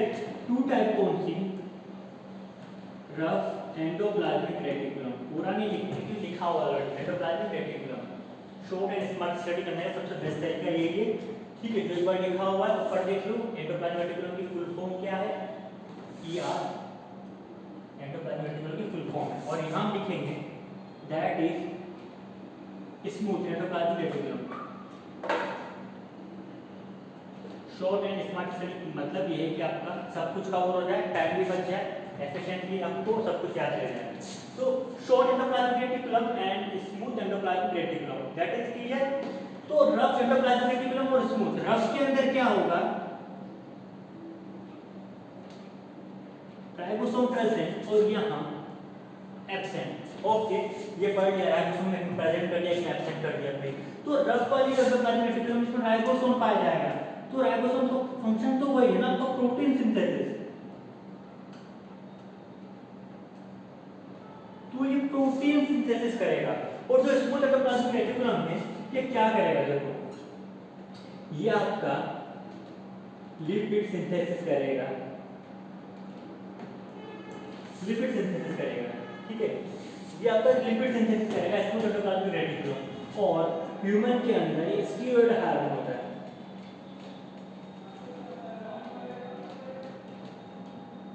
Steroidal hormones होता है, स्टीरॉयडल हार्मोन्स होता है, उनको भी सिंथेसिस करता है आपका smooth endoplasmic reticulum. That is clear. ये हमारा हो गया एंडोप्लाज्मिक रेटिकुलम, सारे पॉइंट्स मैंने कवर करा दिए। CD tubule like structure, reticular like structure closely associated with the nuclear. Endoplasmic reticulum divides the cytoplasm into two compartments, into two compartments, that is clear। one is the intraluminal, inside मैंने diagram बना के बताया था, inside की मतलब और outside मतलब cytoplasm मतलब क्या, intraluminal एक्सट्राल्यूमिनल। फिर two types according to the pairing ribosomes, protein synthesis जो करते हैं वो रफ एंडोप्लाज्मिक रेटिकुलम, और जो स्मूथ एंडोप्लाज्मिक रेटिकुलम है उसमें राइबोसोम एक्सेप्ट होंगे। सो जो क्या करेंगे, लिपिड सिंथेसिस करेंगे और स्टीरॉयडल हार्मोन को सिंथेसिस करेंगे, किसके अंदर, ह्यूमंस के अंदर। That is clear. तो एंडोप्लाज्मिक रेटिकुलम हम लोगों ने पढ़ लिया। ठीक है, क्या क्या हम लोगों ने पढ़ लिया, टिक कर देते हैं। एक बार कंटेक्स्ट सेल वॉल हो गया, एंडोप्लाज्मिक सिस्टम्स हो गया, उसके अंदर हम लोगों ने एंडोप्लाज्मिक रेटिकुलम पढ़ लिया। अब हम लोग आते हैं गोल्गी एपेरेटस की तरफ। हमारे फेमस साइंटिस्ट थे कैमिलो गोल्गी। कैमिलो गोल्गी ने कुछ ऐसी स्ट्रक्चर्स देखी जो न्यूक्लियस से बहुत क्लोजली एसोसिएटेड थी। ठीक है, और ये कैसी थी, ट्यूबुलर लाइक, पीनी ट्यूबुलर लाइक स्ट्रक्चर थी। ये भी थोड़ी बहुत रेटिकुलर जालीनुमा थी, लेकिन मोस्ट ऑफ द ये ट्यूबुलर लाइक स्ट्रक्चर थी। तो इन लोगों को कोई नाम सुना नहीं, किसको क्या बोले क्या कहें, तो इन्होंने अपने ही नाम पर इनको गोल्गी एपेरेटस बोल दिया या फिर गोल्गी एपेरेटस कह दिया। ठीक है, इसके बाद से इनको आज तक गोल्गी एपेरेटस ही कहते हैं। तो ये स्टोरी थी गोल्गी एपेरेटस के पीछे। तो इसको पढ़ते हैं कंप्लीट। गोल्गी एपेरेटस, यानी एपेरेटस क्या होता है, उपकरण होता है। Golgi apparatus, clear. So Golgi apparatus क्या होती है, कैमिलो गोल्गी ने इनकी खोज की थी, लिख देते हैं।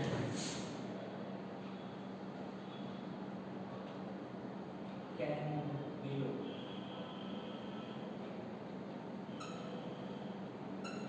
कैमिलो गोल्गी ने इनकी डिस्कवर की थी गोल्गी एपेरेटस की।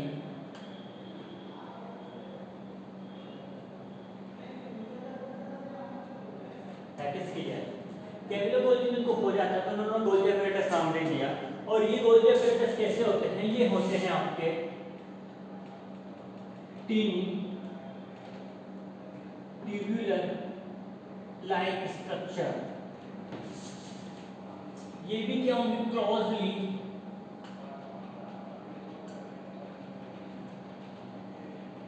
Associated with the nucleus. देखिए न्यूक्लियस के पास ये ऐसे रहेंगे, दिखा देता हूं मैं आपको। न्यूक्लियस के पास ये ऐसे रहेंगे, ऐसे ऐसे करके। ठीक है, थोड़े से डिफरेंट होंगे एंडोप्लाज्मिक रेटिकुलम, क्योंकि बहुत छोटी स्ट्रक्चर है गोल्गी एपेरेटस। एंडोप्लाज्मिक रेटिकुलम तो बहुत बड़ा है, जालीनुमा होता है, तो ये बहुत छोटी स्ट्रक्चर है।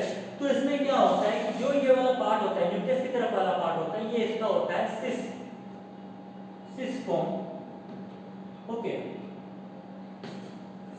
और ये जो पार्ट होता है ये इसका होता है ट्रांसफॉर्म वाला। क्या होता है, ट्रांसफॉर्म होता है। That is clear. ये सिस फॉर्म हो गया, ये ट्रांसफॉर्म हो गया आपका। सिस फॉर्म को हम और क्या बोलते हैं, देखते हैं। ये सिस फॉर्म हो गया, ट्रांसफॉर्म हो गया। सिस फॉर्म को हम लोग बोलते हैं फॉर्मिंग, और जो ट्रांसफॉर्म को हम बोलते हैं maturing phase. Cis form, forming phase और maturing phase, that is clear. Cis form होता है आपका कॉन्वेक्स और ट्रांसफॉर्म होता है आपका कॉनकेव, दैट इज क्लियर। तो गोल्गी एपरेटस क्या होते हैं, इसके दो पार्ट्स होते हैं यहाँ, या फिर हम लिख सकते हैं कि इसको हम दो पार्ट में डिवाइड कर सकते हैं। गोल्गी एपरेटस के अंदर गोल्जी's बॉडी होती है, इसको हम क्या बोलते हैं, सिस्टर्ना बोलते हैं, सिस्टेर्नी।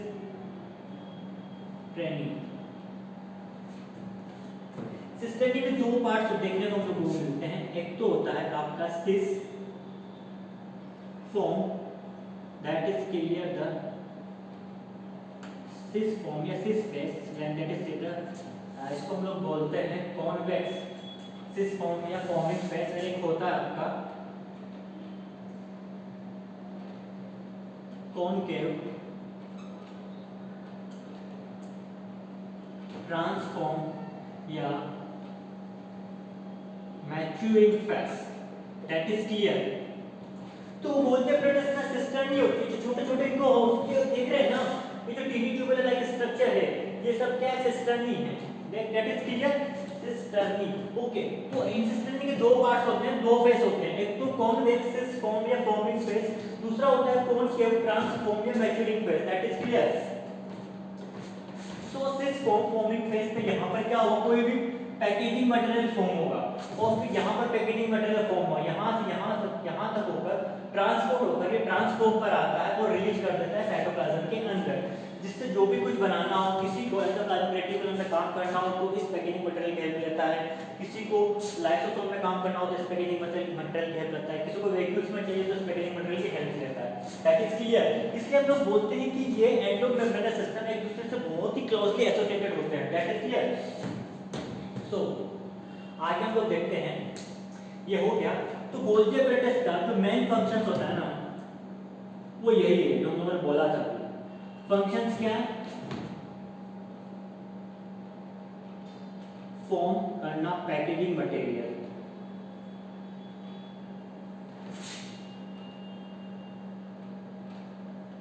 अब इस पैकेजिंग मटेरियल में डिफरेंट टाइप्स के हम लोग बोल सकते हैं पार्टिकल्स या मॉलिक्यूल्स या बहुत सारे सब्सटेंस होते हैं। जैसे यदि पैकेजिंग मटेरियल एंडोप्लाज्मिक रेटिकुलम के पास जाते हैं तो वहां इनको प्रोटीन सिंथेसिस वगैरह में या फिर लिपिड सिंथेसिस में हेल्प करते हैं according to their endoplasmic reticulum. कौन सी एंडोप्लाज्मिक रेटिकुलम है, स्मूथ है या रफ है, ठीक है। ये लाइसोसोम के पास जाते हैं तो इनके अंदर क्या होता है, लाइसोसोम के पास जाते हैं तो इनके अंदर डिफरेंट टाइप के एंजाइम्स होते हैं जो लाइसोसोम्स के स्ट्रक्चरली और फंक्शनली भी हेल्प करते हैं।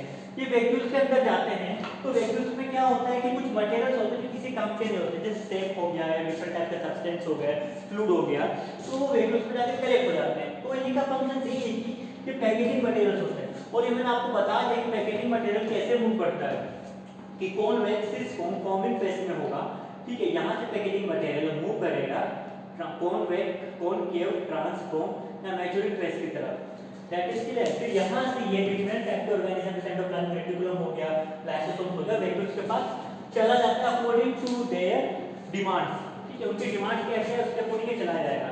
तो गोल्गी एपरेटस क्या करता है, देखिए, प्रोटीन एंड लिपिड सिंथेसिस भी करता है। ओके, जो प्रोटीन यहाँ एंडोप्लाज्मिक रेटिकुलम के पास बनता है ना, उनको ये मॉडिफाइड कर देता है और लिपिड को मॉडिफाइड कर देता है, ये इनको मॉडिफाइड कर देता है और लिपिड को भी साथ में मॉडिफाइड कर देता है। तो इस मॉडिफिकेशन में एक स्पेशल टर्म दिया गया है, that is the glycosidation, glycosidation of the protein and lipids, that is clear. तो ये काम करता है हमारा कौन, गोल्गी एपरेटस। साथ में इसको हम ये भी बोल सकते हैं कि ये ग्लाइको प्रोटीन और ग्लाइको लिपिड का फॉर्मेशन करता है, यानी सिंथेसिस करता है, सिंथेसाइज। तो यानी प्रोटीन लिपिड सिंथेसिस करता है, उसको मॉडिफाई करता है। उस मॉडिफिकेशन को हम लोग क्या बोलते हैं? उस मॉडिफिकेशन को हम लोग बोलते हैं glycosylation of protein and the lipids. तो उसके बाद जो स्ट्रक्चर बनती है उसको हम लोग बोलते हैं ग्लाइकोप्रोटीन एंड ग्लाइकोलिपिड सिंथेसाइज, यानी ग्लाइकोप्रोटीन और ग्लाइकोलिपिड का फॉर्मेशन करता है Golgi body. That is clear? ठीक है, तो आपके गोल्गी बॉडीज में इतना ही, गोल्गी एपेरेटस में इतना ही है। बस उसमें लैंग्वेजेस में इसको बड़ा चढ़ा के लिखा हुआ है कि गोल्गी एपेरेटस क्या करता है। जब सिस्टम नहीं होती उसके अंदर पैकेजिंग मटेरियल होता है। पैकेजिंग मटेरियल एक सिरे से बनते हैं, यानी एंडोप्लाज्मिक रेटिकुलम, यानी यहाँ ये न्यूक्लियस हो गया, न्यूक्लियस के जस्ट पास में एंडोप्लाज्मिक रेटिकुलम होती है। तो यहाँ से स्टार्ट होते हैं धीरे धीरे सिस वाले फॉर्म में या फॉर्मिंग फेज से स्टार्ट होते हैं और ट्रांसपोर्ट होकर कॉनकेव, ट्रांसफॉर्म या मैच्योरिंग फेज पर पहुंचते हैं और साइटोप्लाज्म में रिलीज करते जाते हैं, जहाँ डिफरेंट ऑर्गेनेल्स की डिमांड के अकॉर्डिंग उनको कंज्यूम कर लिया जाता है। कंज्यूम करने के बाद वो अपने अकॉर्डिंग इस पैकेजिंग मटेरियल का यूज करते हैं। जैसे एंडोप्लाज्मिक रेटिकुलम में बताया मैंने कि प्रोटीन बनेगा तो एंडोप्लाज्मिक रेटिकुलम, लिपिड बनेगा तो इसको एंडोप्लाज्मिक रेटिकुलम। देन लाइसोसोम, वहाँ डिफरेंट टाइप के एंजाइम्स होंगे तो वहाँ एंजाइम्स में इनकी हेल्प करेंगे। वैक्यूल्स में होंगे तो ऐसे ही वेस्टिंग मटेरियल की तरह वैक्यूल्स के अंदर पड़े रहेंगे। तो आपका ये था गोल्गी एपेरेटस, होपफुली आपको समझ में आ गया होगा। इसके बाद हम लोग स्टार्ट करते हैं lysosome.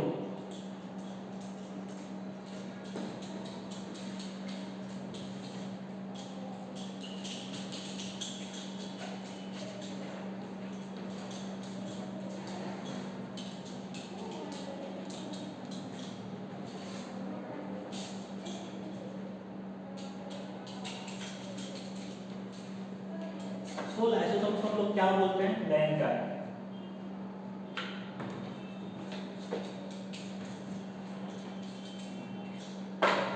That is the lysosome. जो हम लोगों ने अभी तक पढ़े ना, ये सब सिंगल मेम्ब्रेनस बाउंड स्ट्रक्चर है। मैं आपको ऑलरेडी बता चुका हूं। Endoplasmic reticulum, Golgi body, lysosomes, vacuoles, peroxisome, sclerosomes, ये सब सिंगल मेम्ब्रेनस बाउंड स्ट्रक्चर है, यानी सिर्फ सिंगल ही मेम्ब्रेन, यानी सिंगल क्लास से, सिंगल झिल्ली से घिरी रहेगी सब स्ट्रक्चर। अगला है लाइसोसोम्स लैंगर। और हम लोग इन सबको पढ़ रहे हैं चारों चीजों को किसके अंदर? एंडोमेम्ब्रेनस सिस्टम्स के अंदर। ठीक है, अंतःझिल्लीय तंत्र। ओके, दैट इज द अंतःझिल्लिका, इसको हम बोलते हैं अंतःझिल्लिका तंत्र। इसके अंदर हम लोग इन चारों को पढ़ रहे हैं। किसको? Endoplasmic reticulum, Golgi bodies, lysosomes और वैक्यूल्स। सो लाइसोसोम्स लैंगर, इनका दूसरा नाम है सुसाइड बैग्स। सुसाइड बैग्स इनको बोलते हैं। बहुत डेंजरस होते हैं ये, सुसाइड बैग्स इसलिए बोला जाता है क्योंकि इनके अंदर पाए जाते हैं हाइड्रोलाइटिक एंजाइम्स। जो बोला जाता है भाई, इनके अंदर पाए जाएंगे हाइड्रोलाइटिक एंजाइम्स। ओके, तो लाइसोसोम्स लैंगर ये क्या होता है? वेसिकुलर टाइप के होते हैं, वेसिकुलर स्ट्रक्चर है ये। Vesicular structure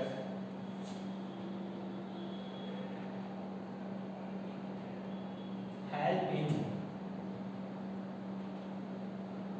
secretion। ये हेल्प इन सिक्रेशन करती है। क्यों करती है? क्योंकि इसमें जो बहुत सारे वेसिकल्स होते हैं ना, उनमें क्या होता है कि हाइड्रोलाइटिक एंजाइम्स होते हैं। और ये हाइड्रोलाइटिक एंजाइम्स कैसे होते हैं? हाइड्रोलाइजेस टाइप के होते हैं। हाइड्रोलाइजेस टाइप के होते हैं, मतलब इनमें क्या क्या होंगे? लाइपेजेस होगा, न्यूक्लियसेस होगा, कार्बोहाइड्रेजेस होगा और प्रोटीएज होगा। ये उसके अंदर एंजाइम्स होंगे। हाइड्रोलाइटिक एंजाइम कौन कौन से? लाइपोजेस, न्यूक्लियसेस, कार्बोहाइड्रेजेस, प्रोटीएजेस। ठीक है, तो ये हाइड्रोलाइटिक एंजाइम होते हैं। हाइड्रोलाइटिक मतलब क्या? कि ये कोई भी सब्सटेंस होगा, कोई भी पार्टिकल होगा, तो उसको तोड़ देंगे, डिवाइड कर देंगे और उसके अंदर से H2O को फ्री कर देंगे।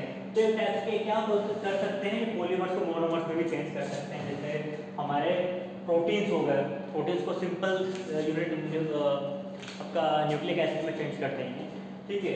लाइपेज हो गए, लिपिड को भी तोड़ देंगे, ठीक है। न्यूक्लियस हो गए, न्यूक्लियस में आपका न्यूक्लियोसाइड आ जाएगा, न्यूक्लियोटाइड आएगा, उसको भी तोड़ देंगे। कार्बोहाइड्रेट्स में पॉलीमर हम लोग ऑलरेडी बोल चुके हैं, पॉलीसैकेराइड्स को मोनोसैकेराइड में डिवाइड कर देंगे। प्रोटीन हम लोग ऑलरेडी बोल चुके हैं, प्रोटीन को एमिनो एसिड में बदल देंगे, ठीक है। जो हाइड्रोलाइटिक एंजाइम्स होते हैं, इसी वजह से इनको सुसाइड ब्रेक्स कहते हैं। किसको सुसाइड ब्रेक्स बोलते हैं हम लोग? लैक्टोज को सुसाइड ब्रेक्स बोलते हैं। That is clear.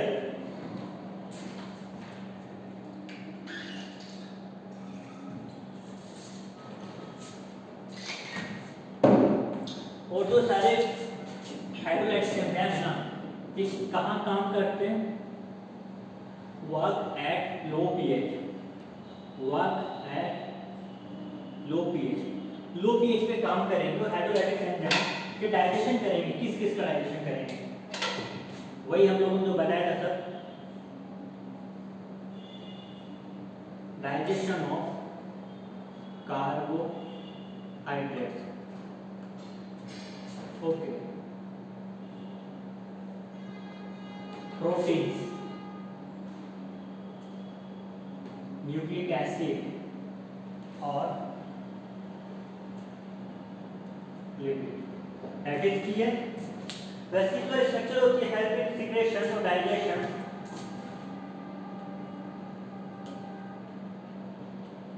Help in secretion and digestion. Hydrolytic enzyme पाए जाते हैं, जैसे हाइड्रोलाइजेज बोलते हैं, लाइपेजेज, न्यूक्लियेजेज, कार्बोहाइड्रेट्स, प्रोटीनेज, और ये डाइजेशन करते हैं किसका?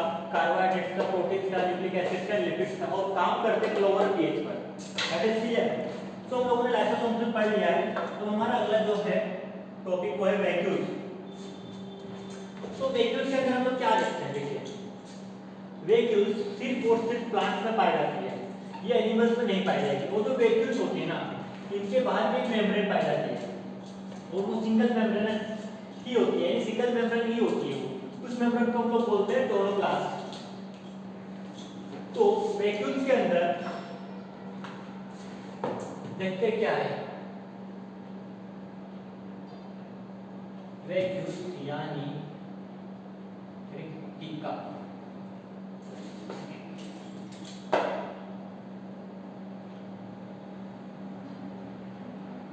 रिक्तिका या राजधानी। That is clear. तो वैक्यूल्स यानी रिक्तिका या राजधानी, ये क्या होती है? ठीक है, वैक्यूल्स के अंदर क्या क्या सब्सटेंस होते हैं, एक बार हम लोग देख लेते हैं अच्छे से।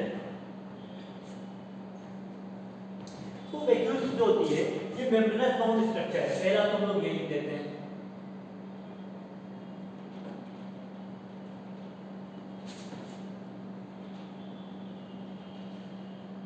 Membranes bound structure. मेम्ब्रेनस भी कौन सी? That is the single membrane. That is clear. और वैक्यूल्स के अंदर क्या होते हैं? सेप। सेप होता है रस, इसलिए इसको हम रसदानी बोलते हैं, रस। सेप होता है, इसके अंदर वाटर होता है और एक्सक्रेटरी प्रोडक्ट होता है। किस वैक्यूल्स के अंदर? वैक्यूल्स के बाहर जो मेम्ब्रेन होती है ना, उसको हम लोग बोलते हैं tonoplast membrane. That is very important thing, that is the tonoplast membrane. ये टोनोप्लास्ट जो मेम्ब्रेन होती है, लिविंग होती है,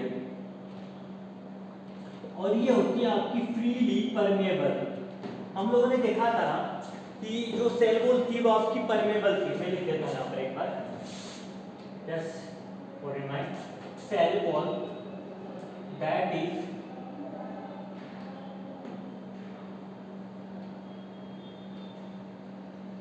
permeable, cell membrane that is selective permeable। और अब टोनोप्लास्ट, तीनों ही चीजों में डिफरेंस आपको क्लियर पता होना। टोनोप्लास्ट ये होगी फ्रीली परमेएबल, फ्रीली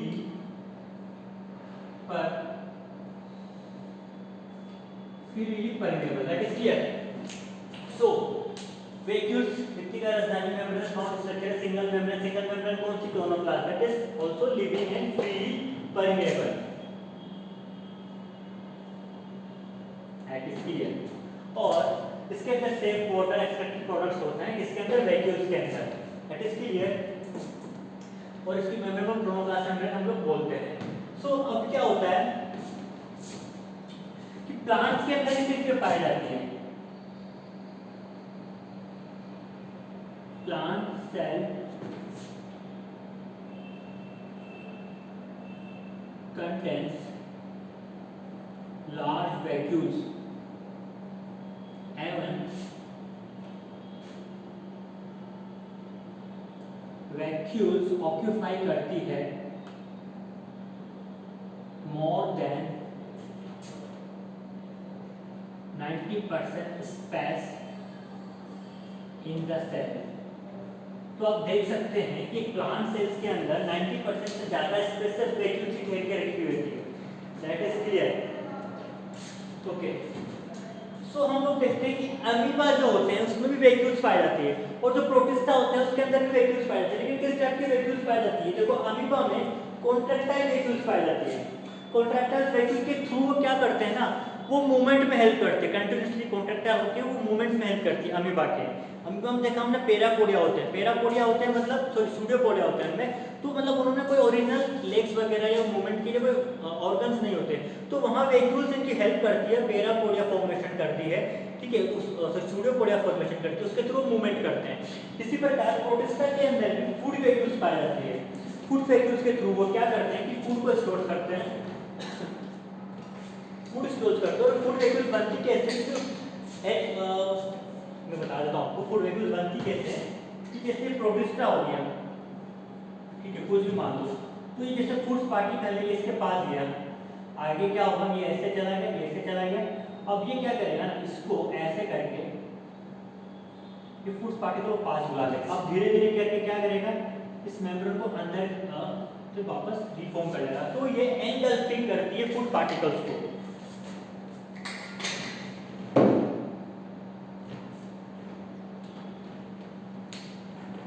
तो अमीबा की आपकी एंजाइटी में अमीबा का वैक्यूल्स कॉन्ट्रैक्टाइल वैक्यूल्स दिया हुआ लेकिन वहाँ इसने ये मेंशन नहीं किया कि अमीबा की जो कॉन्ट्रैक्टाइल वैक्यूल्स के मूवमेंट में हेल्प करती है जो कि बस वास्तव में रियलिटी है। ओके अमीबा के अंदर कॉन्ट्रैक्टाइल वैक्यूल्स पाए जाते हैं ठीक है help in osmoregulation and secretion। और ये मैं लिख देता हूँ यहाँ पर मूवमेंट में भी ये हेल्प करती है आपकी कॉन्ट्रैक्टाइल वैक्यूल्स अमीबा के अंदर पाई जाती है। इसके बाद प्रोटिस्टा के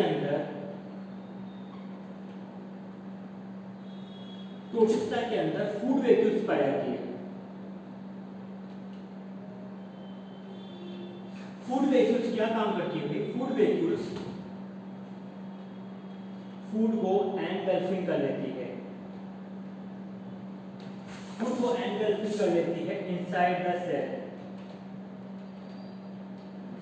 तो हम लोगों ने देखा था कि ऐसे करके होता है तो जो वैक्यूल्स होती है ना यहाँ जाके धीरे धीरे ये पार्टिकल्स इसको ऐसे एनगल्फिंग कर लेती है तो इसके ऊपर फिर से सेल मेम्ब्रेन आ जाती है ऐसे करके होता है ठीक है। तो प्रोटिस्टा के अंदर फूड वैक्यूल्स हो गए अमीबा के अंदर कॉन्ट्रैक्टाइल वैक्यूल्स हो गए दैट इज क्लियर। तो यहाँ पर वैक्यूल्स हो गया यानी एंडोमेम्ब्रेनस सिस्टम भी हम लोगों ने कवर कर लिया है। इसके बाद हम लोगों का जो आज का टॉपिक है वो है राइबोसोम्स।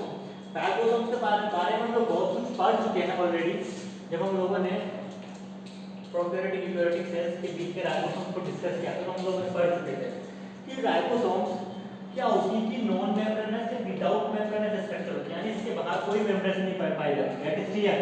तो राइबोसोम आपके प्रोकैरियोटिक और यूकैरियोटिक दोनों ही सेल्स ऑर्गन्स में पाए जाएंगे ठीक है।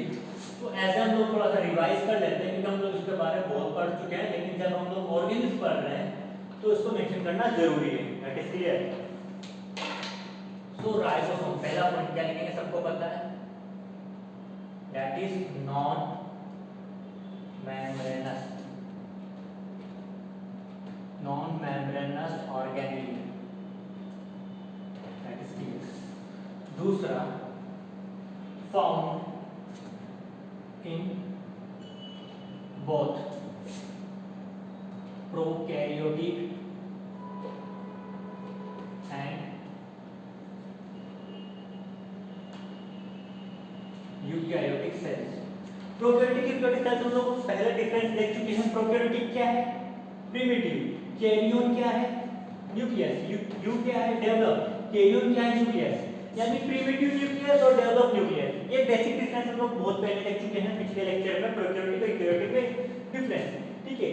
जिसने प्रीवियस लेक्चर नहीं पढ़ा वो वहां से थोड़ा सा रेफरेंस ले सकते हैं पूरे चैप्टर के बारे में, प्रोकैरियोटिक यूकैरियोटिक सेल के बारे में, राइबोसोम्स के बारे में, हालांकि हम राइबोसोम पूरा डिटेल से पढ़ रहे हैं यहाँ पर, ठीक है। तो देखिए प्रोकैरियोटिक्स में जो राइबोसोम्स होता है ना, प्रोकैरियोटिक राइबोसोम ये आपका होगा 70S टाइप का होगा, ओके। और यूकैरियोटिक में, यूकैरियोटिक राइबोसोम ये आपका होगा, मैं ये जो राइबोसोम की बात कर रहा हूँ ये फ्री राइबोसोम्स है, ठीक है। प्रोकैरियोटिक राइबोसोम में फ्री राइबोसोम 70S दो सब यूनिट में डिवाइड होता है, दैट इज द स्मॉल सब unit 30S and next is the 50S। जो मैं बात कर रहा हूँ ये फ्री राइबोसोम की बात कर रहा हूँ, ठीक है। 80S भी दो पार्ट में डिवाइड होता है, एक तो होता है आपका 40S और एक होता है आपका 60S। अब भाई ये S क्या है, हम लोग वहां पहले भी देख चुके थे। S होता कुछ नहीं है, S होता है स्वेडबर्ग यूनिट। एक साइंटिस्ट थे, उन्होंने क्या किया कि डिफरेंट डिफरेंट टाइप के सेल से राइबोसोम्स लिए और एक सेडिमेंटेशन एक्सपेरिमेंट किया कि राइबोसोम्स को रखा, उसको बहुत सेडिमेंटेशन एक्सपेरिमेंट में क्या किया, राइबोसोम्स को रखा और एक एपेरेटस था या फिर एक उपकरण था जिसमें राइबोसोम का रखा, तो वो घूमती गई, वो छोटी छोटी स्ट्रक्चर्स होती है वेसिकल्स के टाइप की, तो वो घूमती गई तो उन्होंने देखा कि जिन राइबोसोम्स का डेंसिटी या साइज ज्यादा था वो ऊपर रह गई, ठीक है, और जो छोटे राइबोसोम का डेंसिटी साइज ज्यादा था वो नीचे बैठ गई, यानी सेडिमेंट हो गई, और जिनका साइज छोटा या डेंसिटी छोटी थी वो ऊपर आ गई, ऊपर रह गई। तो उसी बेसिस पर उन्होंने इनके साइज और डेंसिटी के बेसिस पर इनको डिवाइड कर दिया, ठीक है। एक तो 70S होते हैं, 80S होते हैं, ठीक है। और भी टाइप के राइबोसोम्स होते हैं आपके, 50S राइबोसोम, 55S राइबोसोम्स भी होते हैं, वो अलग टाइप के सेल्स या ऑर्गेनिज्म पाए जाते हैं, ठीक है। उसके बारे में हम लोग यहाँ नहीं पढ़ेंगे क्योंकि बहुत ही ज्यादा डिटेल्स हो जाएगा अबाउट द राइबोसोम। तो S मतलब स्वेडबर्ग यूनिट, ये S मतलब स्वेडबर्ग यूनिट, हर चीज की एक यूनिट होती है। फोर्स होता है, फोर्स हम न्यूटन में मेजर करते हैं, प्रेशर होता है, प्रेशर को पास्कल में मेजर करते हैं, तो हर एक चीज की यूनिट होती है। तो राइबोसोम्स की भी यूनिट यहाँ पे बता दी, स्वेडबर्ग यूनिट। तो स्वेडबर्ग यूनिट हम लोगों को बताती है about the sedimentation coefficient.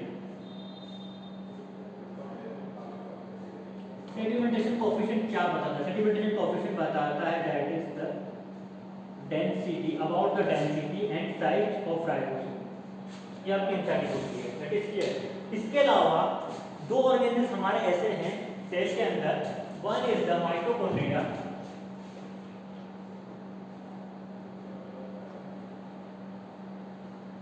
And second is the plastid.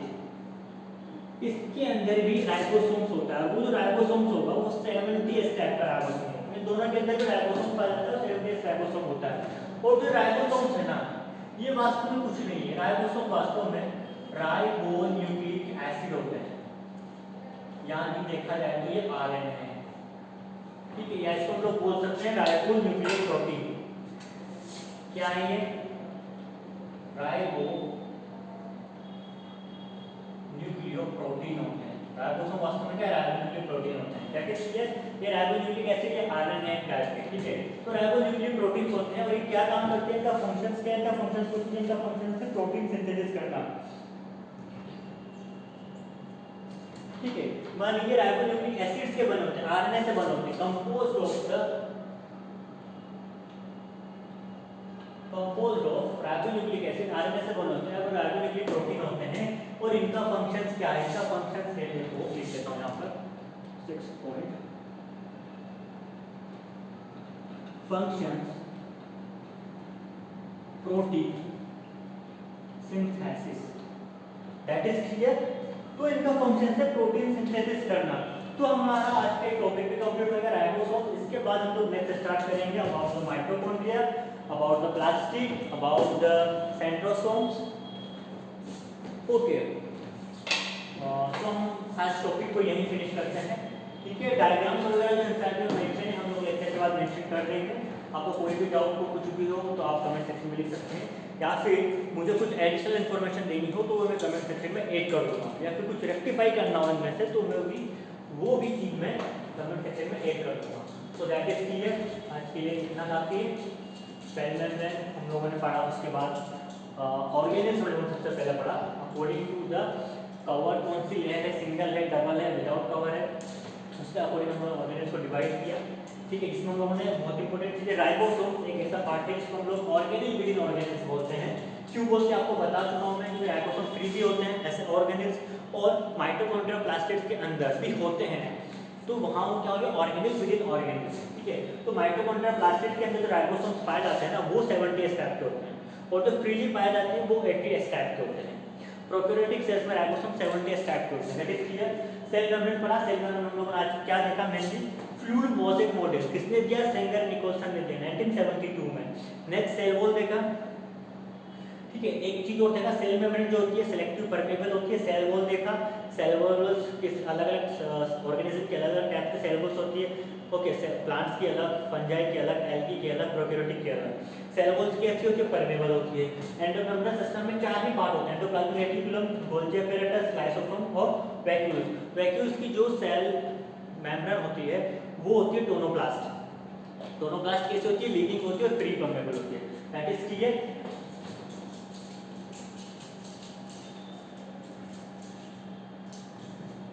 तो आज के लिए काफी इतना, थैंक यू।